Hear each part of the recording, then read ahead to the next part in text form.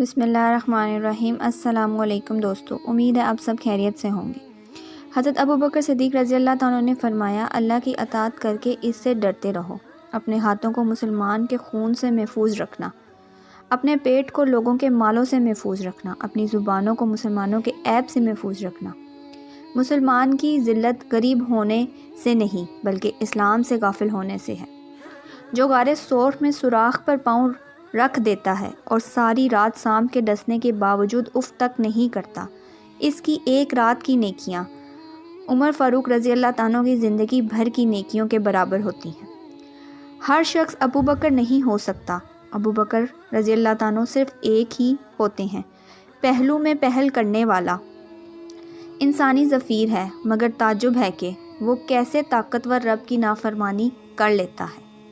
3 عادتیں انسان کے لیے بال و جان ہوتی ہیں: ظلم کرنا، دھوکہ دینا اور وعدہ خلافی کرنا۔ آخرت میں ایک اندھیری ہے جسے نیک اعمال کی روشنی دور کر سکتی ہے۔ آخرت بھی ایک اندھیرا ہے جسے نیک اعمال کی روشنی دور کر سکتی ہے۔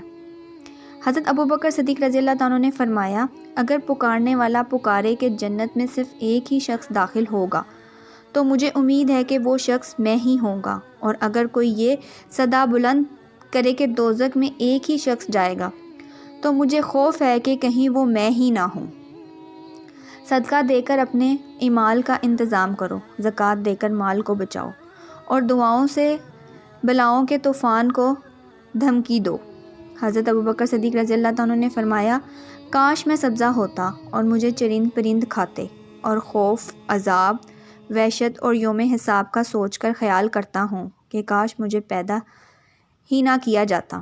اللہ تعالیٰ سے جب بھی مانگو بھرپوش کے ساتھ مانگو، کیونکہ وہ تب بھی دیتا ہے جب تم نہیں مانگتے۔ پھر یہ کیسے ممکن ہے تم مانگو اور وہ عطا نہ کرے؟ سبحان اللہ۔